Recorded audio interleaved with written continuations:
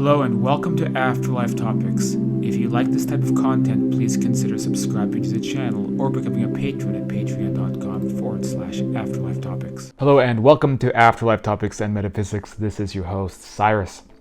And for those following the channel, as you know, I've had this very objective communication with what I'd call my spirit guide through the dowsing rods. And as you can go back and look at the videos, I've done multiple demonstrations now, receiving objective information, including words in other languages, recipes, words in Tamil, Indian, in Turkish, even Italian, all of which are languages that my communicator knows. And so now, in this video, I want to look at the Tic Tac UFO. So something we've been able to establish is that she's able to look into mysteries and use her computer technology, which in her words, uses a combination of consciousness-assisted technology and Akashic field interpretations to pick up things that have happened in the past. So she can pick up her computer, which is like a flat piece of glass. It connects into her consciousness, and with that computer, she can basically access Akashic records and find the truth behind mysteries. So something we've all been hearing about on the news a lot is what they call the Tic Tac UFO, bringing in this new age of UFO research. This lady saw it along with her superior. They were both flying at that time, and they witnessed this thing, and it has gone all over the news since then. So let's just catch ourselves up real quick. So retired U.S. Navy Lieutenant Commander Alex Dietrich has found herself in the glare of media attention ahead of a highly anticipated government report on UFOs. We know about that. All that came out. A little bit of a nothing burger. During a routine training mission with the aircraft carrier USS Nimitz off the Southern California coast in November 2004, Dietrich and her then commanding officer, fellow pilot David Fravor, were asked by another warship to investigate radar contacts in the area moving in an inexplicable fashion. She recounted they first noticed an unusual churning of the ocean surface before seeing what she and Fravor have described as a smooth white oblong object resembling a large tic tac, flying at high speed across the water. When Fravor and his jet turned to engage with the object, it appeared to respond in a way that we didn't recognize because it seemed to lack any visible flight control surfaces or means of propulsion. And it's just amazing. You have these really goofy people like Neil deGrasse Tyson saying it was a radar error, when like the actual pilots witnessed it, they saw it happening. So don't get me started on Neil Tyson. But what I want to do, of course, is I want to grab the dowsing rods and ask Lorena, my guide, to use her Akashic technology and figure out what was this Tic Tac. Was it alien? Was it something that the government was using? What's the agenda? What's going on? So let's begin finding the answers to those questions. Please note, while I find this communication to be astonishing, it should be taken with a grain of salt. As with all of my communications with Lorena or other entities, because while I personally trust this communication to be real, we don't know what is going on behind the scenes, from multidimensional politics to interference to just the general difficulties sometimes to get specific information, as well as what we call the astral blockade and other variables. As such, we should be cautious and use critical thinking when looking at any of this information. Okay, so you guys know a little bit about how this process works. So this side is yes, this side is no. And I'm going to put my hands first close to the screen. I'm going to do a little bit of priming to make sure that I'm in communication with Lorena. And also just to quickly demonstrate how the rods are moving. Sometimes my hands will subconsciously move, much like how a Ouija board does it. And it is the communicator manipulating my body in a very subtle way. But I've also found it's not necessary to have a direct communication. The hands don't have to be moving in a subtle way to be picking up what the answers are. So let's try that out real quick. So this is no, this is yes. I'm going to keep my hands very steady and ask, is my name Bob? So we have a pretty strong movement into the no position. I would say the rod's moving autonomously. There's no actions being directed by myself. I'm pretty sure we can rule this out as not being my subconscious currently. But let's just go through it a little bit more to verify it. Is my name Cyrus? Yeah, pretty solid movement. Not both rods, just one rod. Let me ask, Lorena, can you try to move both rods into the yes position? Ready and go. A good attempt. This one did move. It's going a little bit more slowly. Next, I want to ask some of the questions that only my guide knows the answer to. Lorena, is your birth name Samantha? Lorena, is your birth name Sarah? Is your birth name Kejwa? It's a yes. So if Kejwa was her birth name, she's half Indian, and she, born in Sicily, moved to Turkey as a little girl, passed away around age 9. But because she's half Indian, she was named Kejwa originally, which is a Sanskrit word for firefly. So that was her original name. All right, so we've established we're talking to Lorena. Lorena, what can you tell us about the Tic Tac UFO? So first, let's get out of the way the basics using yes or no. Was the Tic Tac UFO extraterrestrial? That's a yes. So, was the Tic Tac UFO seen on purpose? In other words, was it staged? No. This one moved this way too, so let's just confirm that answer. Was it staged? Yes, no, she doesn't think it was staged. It was an organic sighting. Is the Tic Tac UFO being used, however, to promote other agendas? That's a yes, and seemed pretty obvious. So let's dig down and find out what the Tic Tac UFO was. Was the Tic Tac UFO an extraterrestrial race that, for example, I might have heard of? No. So this was a more exotic ET race. Yes.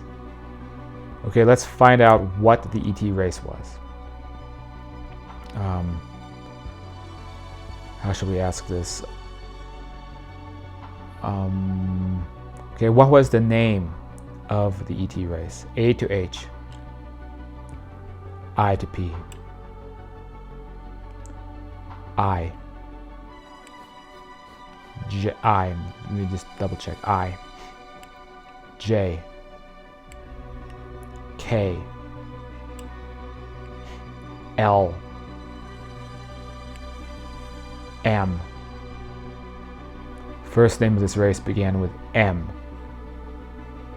That's 2 rods moving means that she's very sure about the answer, so let's write that down. Okay. Next word, letter I should say, vowel. A. E.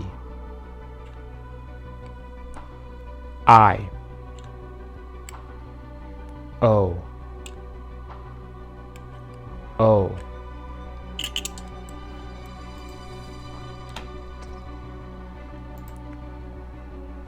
Okay. A to H. I to P. I. J. K. N. N. I always ask twice. It's so easy to get false positives doing this. You have to always double, triple confirm. N. M-O-N. Oh no, are you spelling monster? No. They're monsters. R. S. T.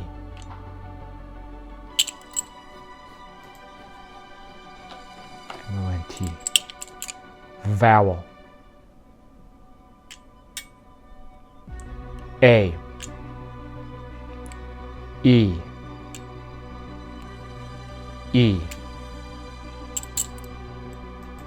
Monte.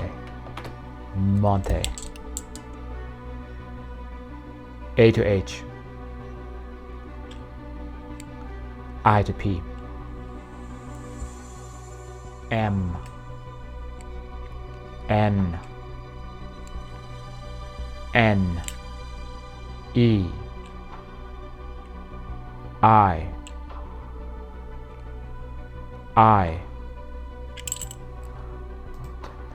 Montany. It's a long name of a race, huh? Okay. Are you getting this information off of like your smart glass pad computer technology? So she's basically using Galactic Wikipedia right now and then just telling me what it says. Okay. Montany, vowel. M. That's another M. And Galactic Wheel of Fortune. Montanem. Very often she actually confuses M and N, so let me see. Was it M? Okay. Montanim. Vowel. Okay. A. Montanima. Is this the end of the word? Should we call them Montanimans? So we're looking at the Montanimans. Okay. So it was a Montaniman craft.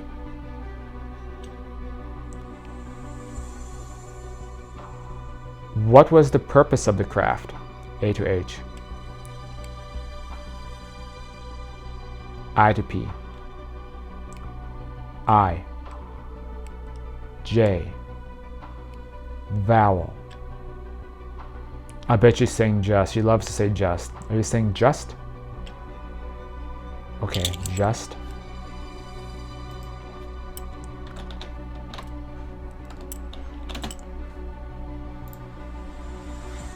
Okay. A to H. I to P.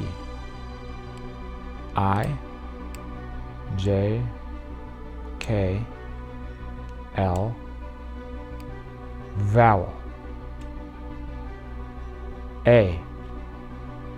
E. I. O. O. Just L-O. Huh. Vowel. A. E. I. O. L-O-O. Are you spelling looking? Just looking.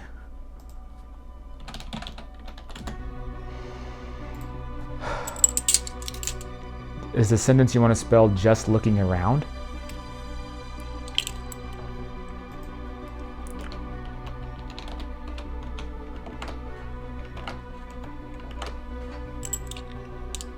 Okay. Anything else that I was doing? It was just wandering around. Okay. So, was the craft piloted? Were there beings in the craft? Was there one? And what's the name of this species again? Montaniman. Was there one Montaniman in the craft? So it was a one-man vehicle. Let's just write this down. Just looking around, one-man vehicle.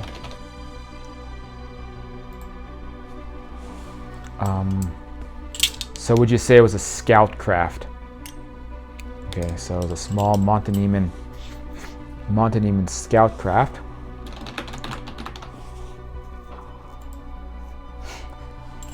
Does this species have affiliations with our U.S. government?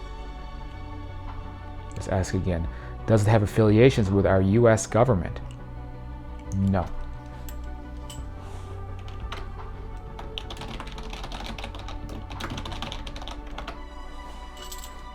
Are there many Montenemans visiting our planet? No. So, have there been more sightings that belong to this species? Yes. Okay, so pretty middle of the line, just some species out looking around, right? So let's get into some more specifics about who these Montenemans are. Can you describe what they look like? Okay. Begin. Do you want to begin the sentence with a pronoun? They are. They look. They look like. Okay.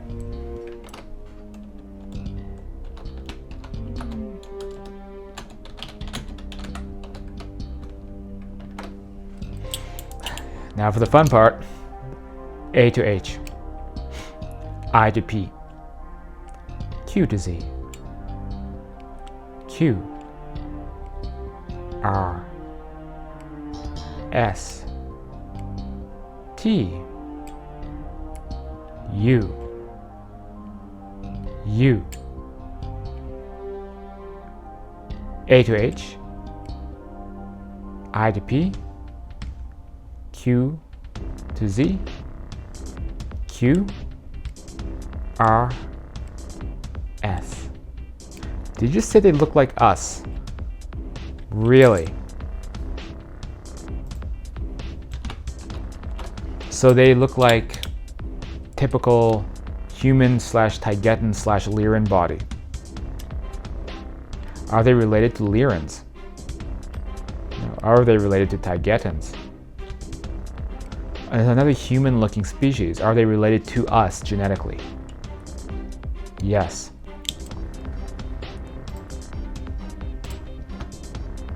So,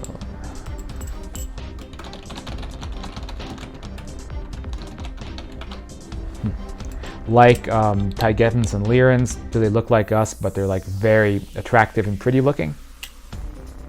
There you go. A good-looking space people out there.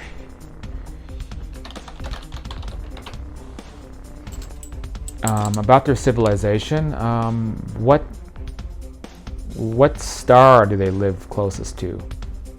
Or what constellation may be closest to one that we can think of? And actually, let me back up. Are they in our galaxy?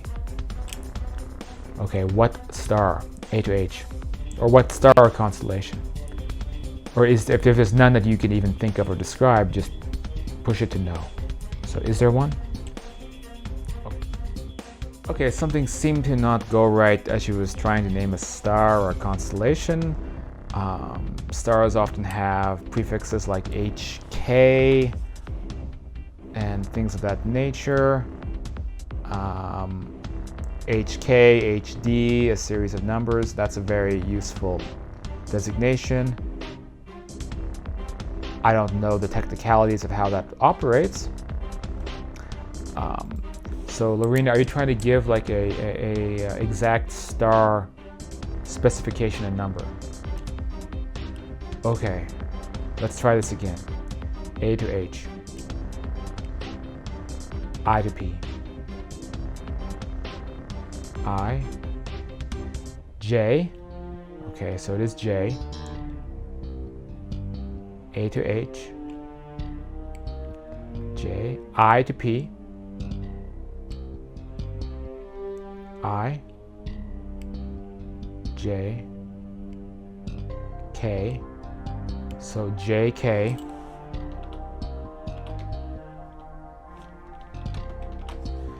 Is there more letters or is it numbers? So are there letters? Are there letters? Numbers. Okay. 0, 1, 2, 3, 4, 5, 6, 6.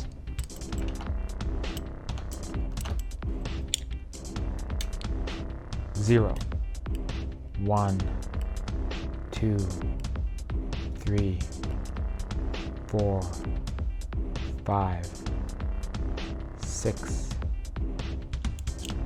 6. JK66. Let's confirm that. 6. Okay. 0, 1, 2, 662, 662. Okay.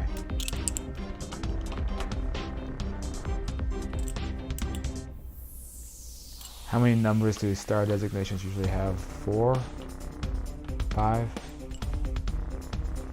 662. Is there one more number? Are you sure there's not two more numbers? Okay. 0, 1, 1. JK6621. I don't even know if JK are star prefixes. I don't know a lot about astronomy. This could be a mistranslation. It could be sometimes she has difficulties sending a specific detailed word, and sometimes it takes multiple tries. I don't really know. This is one for you guys to investigate, but let me just go over it again. Was J accurate? Was K accurate? And was 6621 accurate? Okay, the Montanemans. Very interesting. What else can we learn about the Montanemans? Do you have a Montaneman word for hello? Oh, she really does. Okay. A to H. I to P. I. J. K. L.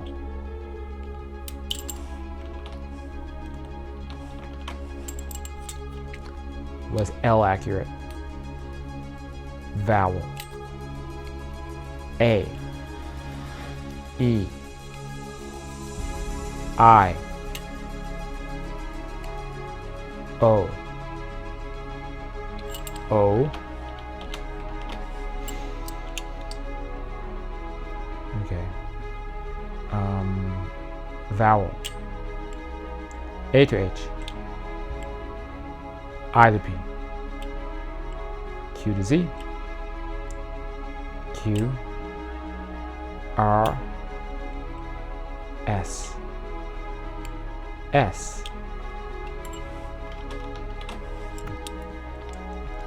A to H. L. M. M.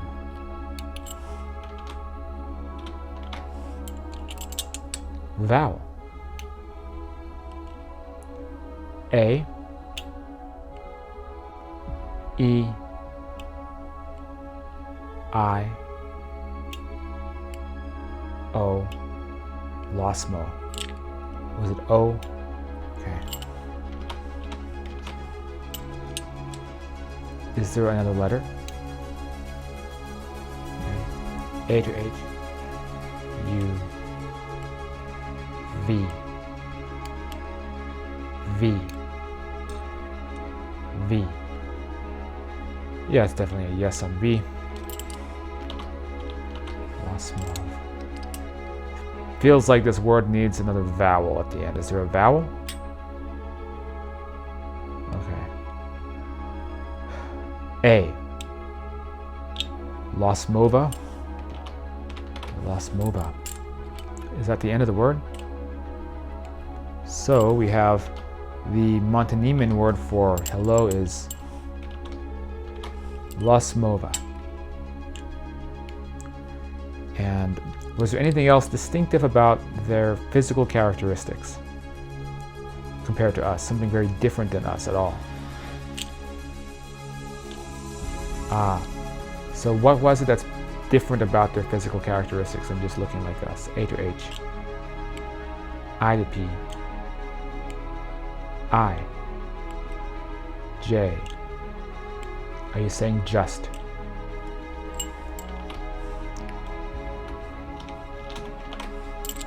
Just A to H. A. B. Vowel. A. E. So was that a false positive? A. A. Okay. E. I. I. Just BI. Are you saying big? Bigger? Do you turn that adjective into an adverb? Bigger? Oh, wait. I'm messing my English up. Bigger is also an adjective too. Whatever.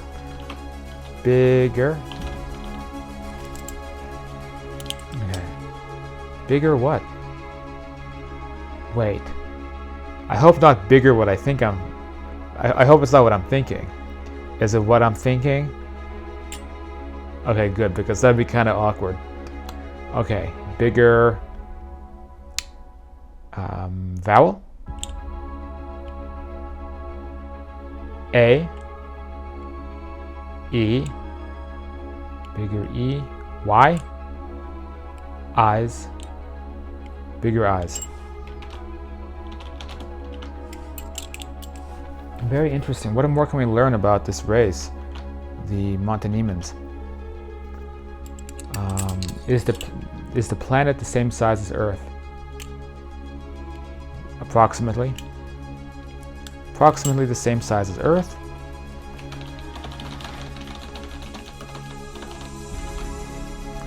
Is the climate similar to Earth? Okay. This place sounds amazing. Do they? Would a human be able to habitate on the planet? Sounds amazing. Human habitable. And seeded with our gene. Wait, I guess there's similar DNA throughout the galaxy, correct? The other species have seeded this DNA around, correct? And so that's why there's humans in different parts of the galaxy, basically. Yeah, that's what I was aware of. So, what is the name of their planet? Do you have it? Is the name of the planet sound like the name of the race? Is the name of the planet like Montanema? Okay, so it's a different planet name. So A to H, I to P, Q to Z, Q, R, S, S. Okay, vowel. Okay, A to H, or I should say A, E, I, okay.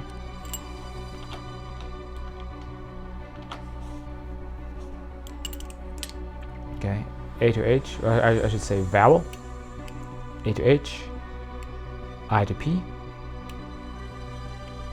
I to P, I, J, K, L, M, N, N.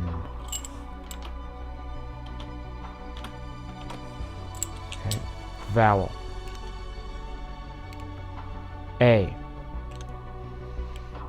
E, I,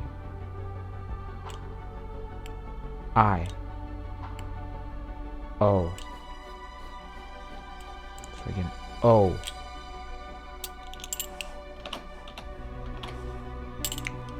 Is there another letter? Okay. Vowel. A to H. I to P. J. K. L. M. N. Synod.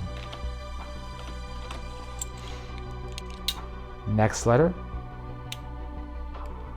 Vowel. A. That's a nice name. Sinona. Is that end of the name? From the planet Sinona. Okay, so let's get some more information about them. Are they fifth density? Can they travel into a lower density?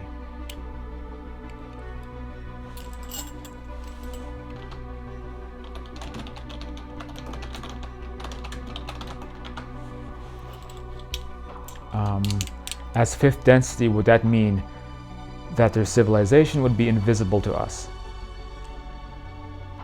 That's a yes. So in essence, they operate on what we would consider to be the astral plane.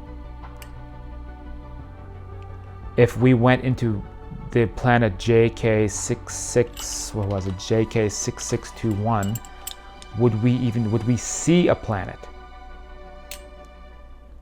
Would we see them on the planet?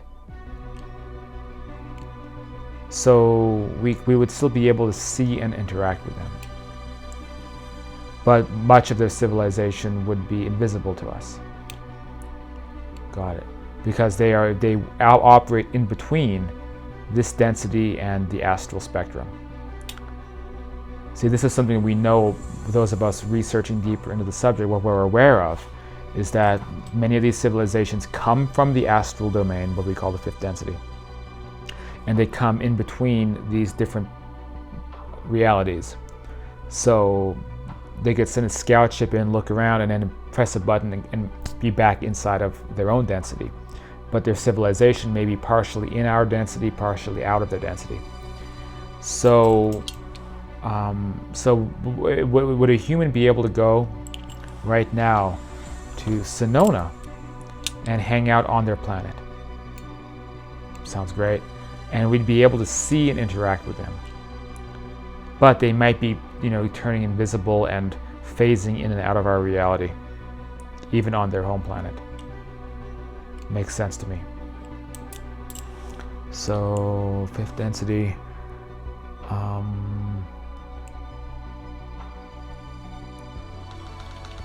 right. And finally, would you say that the Galactic Federation and these greater ET groups are they a member of those groups? Yes, and I guess that's about it. Finally, well, the Tic Tac UFO is being used to push an agenda or a narrative. Is that true? Yes. And are they misrepresenting this Tic Tac, or will they, to make it look like it's a threat? No. So, well, the deep state groups, you say, are not going to create a false threat narrative. As in to say, let me phrase it easier so you can answer it. Are they going to create a false threat narrative based around this? Looks like a maybe not. So you're not sure what they're going to do. Correct. It doesn't seem like they're going to pull that card at this moment. Correct. But maybe they will. Correct.